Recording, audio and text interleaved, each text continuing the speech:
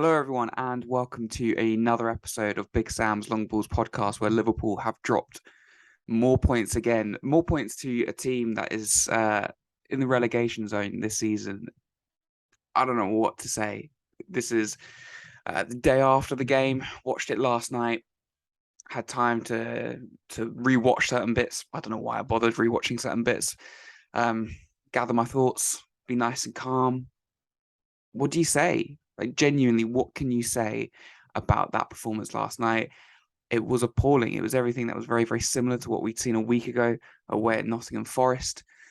For the life of me, I couldn't picture a world in which we even dropped points to this Leeds team. I must admit, a team that was riddled with injuries, a team that couldn't buy a victory recently, and a team that looked like it was getting to that point that they were going to part ways with their manager. You know, Jesse Marsch looked like he was 1 foot out of the door already. And with the way that we had picked up the victory in midweek against Ajax, especially that second half, with some promising signs, you thought, you know what, Liverpool we're gonna win this one. Big Darwin Núñez and Salah up top, maybe Bobby in the number 10 behind them. We've got goals, we've got creativity. This could be an absolute mad game. And you know what? For the first 180 seconds, we looked pretty good. We looked quite aggressive. We was winning a few balls in the middle of the park. That didn't last very long. Spraying the ball out left, right, and centre. We're causing a few problems. And then Leeds go up the other end and score within the first 4 minutes. So once again, Liverpool concede first in a game. I don't know the stats, but I know that we concede first in most amount of games. But does someone have the stats of how often we concede in the opening 5 or 10 minutes? It seems like every other game we are conceding first, and we're conceding early as well. It is absolutely madness. Joe Gomez makes the mistake. If you've ever seen any of my videos before, you'll know that I don't particularly rate Joe Gomez. I know he had a very, very good game against Manchester City, but for me, maybe this is going to sound a little bit harsh, but maybe it's going to reactionary. I don't know, but for me, I think he's one of the most overrated or one of the worst centre backs in the Premier League out there. In terms of talent and natural ability, he should be way up there, but he's not for me. I can't bear watching this guy anymore, and it summed him up. What he does, he actually does really, really, really well. Actually, the first bit, he wins the ball, and you think nice, calm, and composed. He's going to play it back to Alisson, or he's going to put it out for a throw in, whatever. He's done the hard bit, and then he just plays it back to Alisson, completely blind. The pass itself isn't necessarily the wrong decision, but to do it, without even looking at your goalkeeper, he did that a couple of weeks ago as well. The exact same thing. I can't remember the opposition now, but I'm literally the exact same damn thing. People have blamed Alisson because Alisson slips over, because the pass from Gomez is ludicrous. People have blamed Van Dijk for not paying attention to Rodrigo. No, this is on Joe Gomez. He's absolutely clueless as a centre-back. I'm sorry, but he is. He shouldn't be anywhere near this football team. Players like this need to be moved on. They need to go. We a lot of us talk about Joe Gomez as if he's still that 18, 20-year-old, that sort of really talented youngster who just needs time. No, he's mid-20s now. He's coming into his prime, and he just makes basic mistakes. I think he's one of the most clueless players in Premier League football at this moment in time, if not world football. We know the talent that he's got, Joe Gomez. We know that he can be fantastic on the ball. We know the ability, but it's just not there. I'd love to know. I'd pay money to know what goes through that man's mind during a football game, because I guarantee half it isn't even football related. You can literally see that his mind is elsewhere. He's thinking about other things that aren't on that football pitch. I've never seen a player before when the ball literally goes up in the air. He does this. He goes, throws his hat. Clueless beyond belief. I'm watching him and Trent on the same right hand side with Harvey Elliott in front of them. Good God. The Chuckle brothers, to say the least. It's shocking. Two defenders who have massive lapses of concentration, and then you've got this puny little boy in front of them who I feel sorry for. Harvey Elliott. He had a shocking game last night, but I'm not going to dig him out. He's been one of our better players this season. He's playing week in, week out, in a position that just does not suit him. But you have to give credit to Leeds as well. They were fantastic, especially in that first half. They were strong. They were aggressive. They did to us what we used to do to teams. They were on the front foot. The pressing was fantastic. The counter pressing. They should have scored 3 or 4 really in that first half alone. Second half, I thought that we started to dominate a little bit more and were just wasteful up top. But you know what? They took their chance late on. They deserved it, and they could have scored earlier on with Patrick Bamford if he'd had a better first touch. Leeds absolutely battered us in that first half. They skipped through our midfield like they weren't even there. Fabinho yet again drops another disaster class and then turns to the Kop and starts screaming and shouting at them. Jurgen Klopp is screaming and shouting at Fabinho, telling him to get his head into the game. Fabinho instead just waves his head, or shakes his head rather, tells Jurgen Klopp where to go. That's not the first time this has happened this season. This is about the second or third time now between these two people. Um, are the players listening to Jurgen Klopp anymore? Are the players wanting to play under him? And this is a real issue because last night everything went into meltdown. I went into meltdown. I was trying to enjoy my Halloween party dressed up as Wednesday Addams. I looked ridiculous sitting there looking at my phone, watching that Liverpool game, absolutely fuming. But there's so many issues at this football club right now, and it stems from the top. FSG, for me, and if you've watched any of my other videos, you'll know that I do have a massive problem with these owners. I don't think that they invest enough. I don't think they give this manager enough. However, last night and the result against Nottingham Forest and some of these performances, I don't think you can just chuck on FSG. We can look at it and go, the grander scheme that we're not competing with Manchester City is because they haven't been putting enough money and we haven't been we haven't been smart enough in the transfer window. When we won the Champions League, when we won the Premier League title, we didn't invest properly. We bought good players in and we bought the right players in. However, we didn't do enough.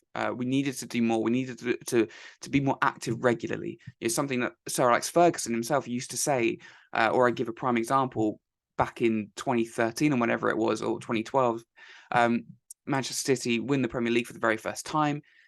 Now, there was one player out on the market, Robin van Persie. Now, Manchester City didn't go in for him because they thought we don't need him. We've just won the Premier League title. We've got Sergio Aguero. If I can say his name properly, we don't need him. Manchester United didn't actually need a Robin van Persie at the time. Danny Welbeck and Wayne Rooney had formed a fantastic partnership up top, and bringing in another striker wasn't what was needed. But he went out and got him, and they won the Premier League title. And Sir Alex Ferguson was asked about it. He said, "Well, I don't need him, but he's a world-class player. And when a player like that becomes available, or is potentially available, you've got to go and get him." And this is what Liverpool needed to go and do. They needed to go and be more ruthless in the transfer market. Whether it's going and signing 150 million Jude Bellingham or not is irrelevant.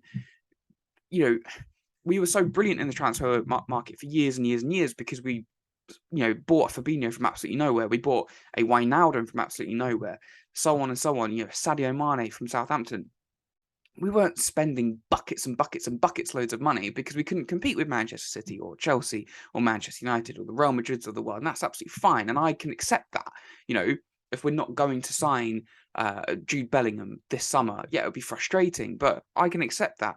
But we were clever in the transfer market. Our scouts were fantastic and we were picking up some really top players. We're not doing anything now. We're not signing the top level players that everyone is really desperate to, but we're also not signing these fantastic young players or these diamonds in the rough that we used to be doing. And you look at Benfica and PSV are two teams along with Ajax that you can look at and go, their scouting is fantastic, their recruitment is brilliant. But then when you see some of the players that they bring through, you always hear reports that Liverpool have been watching them for years. Liverpool have been scouting them, they wanted to bring them in, but they haven't been doing. Now, 4 or 5 years ago, we would have done that. And we would have just continued. We would have just had that, the wheel keeps on turning and you would have had players keep coming in and rotating in and out. And we would have been able to, I think, maintain that momentum of where we were going. We might not have been able to have act the same as some other clubs like Manchester City, where they do have, almost a seemingly limitless option with the money that they can spend. But you have to be smart about it. And we were. But now, we're just not. We're not going and signing anyone. We're just monitoring. We're interested. That's about it. We know these top players. We know that our scouts have been fantastic. So I don't know the reason why we're not going and signing these players. I don't know whether it's Jurgen Klopp saying, no, I don't want anyone. I don't know head of recruitment. I don't know if FSG are reluctant. I don't know what it is, but there's been a sudden change. And it does feel to me that some of these problems are stemming from behind the scenes. However, you do have to look at Jurgen Klopp right now. And I have to say, I don't want Jurgen Klopp to leave. I don't want him to be sacked. Of course I don't. However, he's making life real difficult for himself because the tactics are poor, the excuses are wearing thin. The arrogance in the summer in the press conferences where he's listing out midfielders and going, "Will you tell me what kind of player that I need?" Now, I know he's going to be building up players. I know he's going to be showing his confidence in these players. But you know what? Quotes like that come back to bite you. They massively come back to bite you. And we just look like a very arrogant football club right now. You know, stories that came out were saying that Liverpool were happy, or they spend, transfer deadline day just sitting back, relaxed, laughing at other football clubs. Jesus, you can just smell the arrogance of this football club, and it's come back to haunt us because now instead of each year, each summer in January, by bringing in a player or two, or reinvesting sort of carefully and wisely, we've left it now to a point where I think if you want to get back to where we were 3-4 years ago, you're probably going to have to spend 300 million. Because I think this whole midfield needs a revamp. People are saying we need a right-sided midfielder to play in front of Trent. We need someone on that right-hand side. We need someone on that left-hand side as well, because Thiago is fantastic when he's at his best, but he's a luxury player at best as well. FSG out is trending, by the way. You know, come on, we need more than it to be trending. We need the people at Anfield who are lucky enough to go to start really making some noise that we are not satisfied. But we need a left-sided midfielder. We also need another defensive midfielder because Fabinho has lost it. He's gone, absolutely gone. And Bajcetic is 16, 17, so we can't rely on him. So we need a whole midfield revamp. Matip, love Matip, but he's getting older. He's persistently injured. It's not good enough anymore. And Joe Gomez, for me, is nowhere near. So I think we need 3 new midfielders. And we certainly need at least 1 more centre-back, arguably 2. And I think we need another forward as well, bringing into play, because we've lost the likes of Origi and Minamino. And people may not have rated them, but you know what? Without either of those 2, we wouldn't have had some fantastic results in previous seasons. We wouldn't have won anything last year because it was because of them we managed to get through the early rounds of the League Cup and the FA Cup. And without that, this season, we'll see how far we're able to go in some of these cup competitions. Not very is going to be my guess. So we've really missed out on some game changers. We've also sold Sadio Mane and brought in 1 striker. So for me, we need a whole midfield revamp, 3 midfielders, arguably 2 centre-backs, but certainly at least 1 more centre-back and another forward player up top as well. But anyway, I'm getting distracted with transfers and things outside of the club, or not outside of the club, but behind the scenes. It really does seem to be some real issues at this current moment in time. But last night, tactically, we were all over the shop. I don't know what we were doing in that first half. I don't know if it was that diamond, whatever it was. Leeds could just cut through us at absolute will. Jurgen Klopp to me looks like a dead man walking at this moment in time, and I want to see more from him. I want to see that passion, that hunger, that desire. Other than shouting at Fabinho halfway through the first half, he was just stood silently almost throughout the whole game. He offered nothing, and it was so sad to see because the players don't look like they're playing for him. And if this was any other manager, you go sack him. He's gone. It's done. We're on, I think, the same amount of points, the same record that we had under Roy Hodgson 12 or so years ago. That was incredibly depressing as a young Dan watching Roy Hodgson. This is arguably worse because we have a world-class manager, we have a world-class team, and we're playing horrendous football without Alisson right now, who probably is, if not the best, arguably one of the top, certainly in the top 3 goalkeepers in world football right now. Without that quality of a goalkeeper, we're in the relegation zone. We're conceding chance after chance after chance after chance. It's just insane what is happening at this football club. And I can't buy into the fact that these players are just washed. They're over the hill.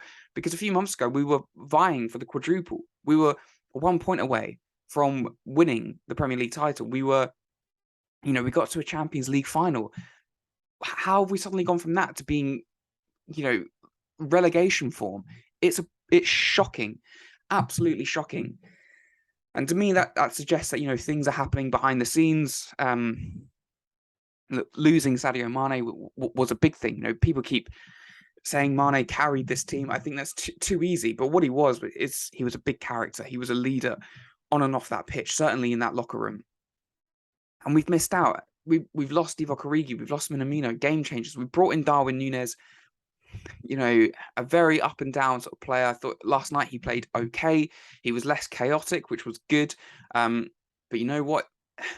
Okay, he was less chaotic, which was good. Some of his build-up play was better. His passing was better. But he's brought in to score, and he has two fantastic chances. The one in the first half, dink it over the keeper, or you need to have a little bit more composure. And the one in the second half where Salah wins the ball, plays him in. Look, I know the Leeds goalkeeper's had a very, very good game, but my God, did we make it easy for him. Every time we shot, it was straight at him. The Bobby Firmino header as well. You just think, I know most goalkeepers tend to turn into bloody Buffon when they play against us, but we are making it very, very easy. But I don't want to dig out Darwin Núñez. He's still very young. The thing about him last night that I saw is he was up and down that pitch. He was tracking runners. I'm seeing my striker running back more than any of our midfielders. What is going on? That's appalling. That clip that we saw against Ajax with Darwin Núñez tracking back and winning the ball on the edge of our penalty area, it was fantastic rewatching that, and you go, wow, credit to him. But when you rewatch that, you highlight someone like Jordan Henderson, who was doing that for fun years ago. He's walking, he's jogging, he's just aimlessly like doing that back. There's no hunger, there's no desire from some of these players when that's what they had. We never always had the most technically gifted players. That was always a Manchester City. They always had better footballers than us.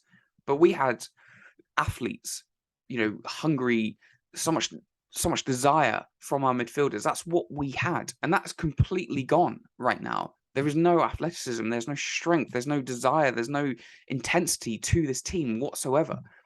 And now we're suddenly really seeing limitations, I think, of Jurgen Klopp and Pep Lingers, because Klopp wants to press, get on the front foot, really, cram the opposition into their own half. And that's when Fabinho is at his absolute best. When teams try to counter us, if they go long because he's so tall, he's winning those balls, he's winning those headers, he's winning those 50-50s. And then suddenly that turnover, we're in their half. Now, we're not pressing high up the pitch. We're just sitting back, and there's no energy. So Fabinho, to be fair to him, I think he's been appalling. I think some of his performances haven't been excusable. But you have to say to him, when we're not pressing, teams are just gliding through our midfield, and they're making a 2v1 or 3v1 situation on him time after time after time after time. He's covering so much area of the pitch. So I'm starting to understand why he's getting a little bit frustrated at Jurgen Klopp, at some of these coaches. And he's thinking, help me out here. I'm doing a job entirely on my own. We've got, whether we're playing a diamond formation, a double pivot, or a three-man midfield, Thiago always looks like he's 3v1 against himself. Fabinho looks like he's 3v1. There's no cohesion with these players. And these players have been playing with each other for an awfully long time now. I just don't understand. I really, really don't understand. Absolutely dreading the game against Napoli. Thankfully, we've already qualified. Personally, I just think, screw it. I don't care about the result. I know finishing first would be ideal. You would win more money, which is obviously needed for us right now. You think, in theory, the draw in the knockout round would be easier. You'd also get the home advantage in the return game. But you know what? Right now, we're into the knockout stages of the Champions League, and we're playing like a team that is destined for the championship. So I will take that. Napoli are going to destroy us. If we play like this, they will score 6 or 7 against us. We are hideous right now. But I wouldn't play a lot of these players. I would play some of the younger players, give Ramsey a chance, maybe give Bajcetic a go, give Oxlade-Chamberlain a go. I wanted to see Naby Keita, but he's not going to feature. Obviously, I think just the game against Napoli, just give these players a rest because they look absolutely dead, and focus on the Tottenham game and then the Southampton game. Obviously, we've got the game against Derby, which you can rotate again. But Southampton and Tottenham Hotspur, we need to start winning. We need to start getting points in the Premier League, because we look like one of the worst teams in the country right now, or certainly in the Premier League right now. The decline, the drop-off is absolutely incredible. We really need to... I don't know what we need to do. You guys tell me in the comments, because I'm absolutely at a loss. Who is one player you think Liverpool must sign in January? Says the Anfield Watch. Moises Caicedo. Watched him for Brighton yesterday. Unreal. But apparently he's going to cost 80, 90 million. And this is the problem. The transfer market is bonkers. And if we're reluctant to sign some of these players that we've scouted who are going to the likes of PSV or going to the likes of Benfica that we could potentially get for 5-10 million and take a punt on them, and we're going, no, I don't want to do that. Give it 18 months, 2 years. They've suddenly proven their worth, in another Premier League team or another European team, and suddenly it's 60 million minimum to go and get them. We're just shooting ourselves in the absolute foot here. For me, the biggest problems are FSG, but Jurgen Klopp, he's got to step up big time now because he looks lost. He looks confused. He's tactically, we're so naive. We're not doing anything. We're not changing anything. And if anything, whenever he makes his substitutions, more often than not, it somehow gets worse, even though you think it possibly couldn't get worse. More often than not, it does. It just looks like the manager and some of these players, they just want to get to the World Cup. They want to get to the World Cup, play somewhere else, play for a different team. And some of these players just want to have a break. Jurgen Klopp looks like he wants to have a break. That's not good. That's an awful sign. Like I said, I don't want Jurgen Klopp to be sacked, but I don't know whether I'm thinking of that emotionally because of what he's done for us or logically. Because if this was any other manager in world football at this football club, we would all categorically be saying they need to be removed. They need to be pushed out the door.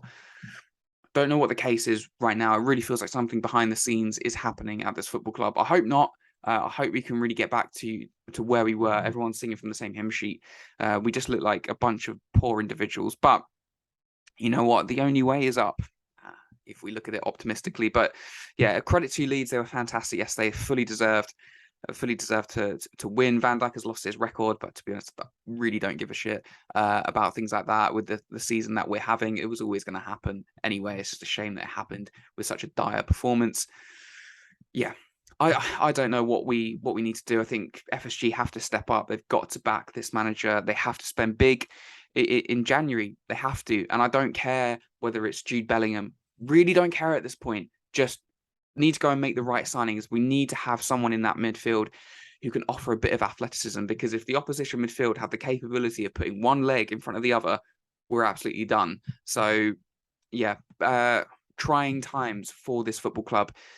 Great to see. I've seen some clips of Anfield. A lot of the fans stay behind, clapping the players, singing their support, which was really, really nice to see. I don't want to see boos. I don't want to see anything like that. However, look, I don't get the opportunity to go to Anfield, obviously, and I've had someone comment before, say, look, you've clearly got a Southern accent, trying to question whether I should be a Liverpool fan. Look, I am a Southerner, but I've been a Liverpool fan since I was like 4 or 5 years old, since I've very first watched a football game. I don't get to go to Anfield. I'll admit that. People may think I'm an armchair fan, but whatever. Liverpool Football Club is a big part of my life, a massive part of my life. It's why I've decided to make a prat of myself and film myself and make a podcast. For people to come and criticize, to share my thoughts, because I absolutely love football and I love this football club. So I will share my thoughts. But the big thing that I saw last night when watching it was Anfield was very, very quiet for the umpteenth time this season. Leeds fans are fantastic. We all know that. But again, all I can hear is away fans, and the camera pans away, and we're seeing so many Liverpool fans, or so many people, in Anfield on their phones with half and half scarves, which makes me sick, taking selfies mid-game. I don't understand what is happening right now, and I've never had that thing of you must be a local, you must be. No, that's not the case, because we can all be passionate fans no matter where we are. Whether we're lucky enough to live in Liverpool and live 5 minutes away from the stadium, whether you live on the other side of the country, or whether you live somewhere in Europe or across the globe, it really doesn't matter. But if you're lucky enough to get to go to Anfield, please, for the love of God, make some noise. Cheer for our players. Make it difficult for the opposition players. Don't just sit there silently, because it's just a waste of a ticket. Because I'd do anything. I'd love to do. I'd do absolutely anything to go to a Liverpool game, to be at Anfield, and I'd be shouting non-stop. I'd be singing constantly. I'd be cheering these players on. I'd be making noise. I don't want to ever see Anfield again that quiet, with half and half scarves, people taking selfies midway through a game when we're losing or drawing. It's not acceptable. But anyway, that's just a little bit of a rant. No fan likes to see crap like that. But anyway, I'm going to wrap the video up here. I've sort of rambled on, but Let me know your thoughts in the comment section down below. If you'd like to cheer me up today, give us a like and subscribe. That always puts a smile on my face. But get involved, get involved. Comment down below your thoughts on the game last night. Leeds fans as well. I want to see how you're feeling as well. How do you feel about Jesse Marsch? Is this what you needed? Is he still the man, or do you think actually, there might still need to be a managerial change? But Liverpool fans, what do we need to do? Who do you want to target in this January transfer window? And if you do get to go to the games, do you feel that maybe protesting against FSG, whether it's to get them out or whether just to make some noise, to make it very uncomfortable for them, do you think that is the way to go? Or do we just need to sit back and just hope that things automatically fix themselves? I don't know. Personally, if I had the opportunity, I would probably be making some noise at Anfield and some big questions at John Henry. But anyway, that's just me. So yeah, I hope you enjoyed the video, guys. Like I said, comment down below. Let me know your thoughts on the game, and let me know your thoughts for Liverpool going forward, what we need to do to improve an awful lot, I would imagine. Give us a like, give us a subscribe. That would be incredible. So yeah, thank you so much for watching, and we'll see you very, very soon.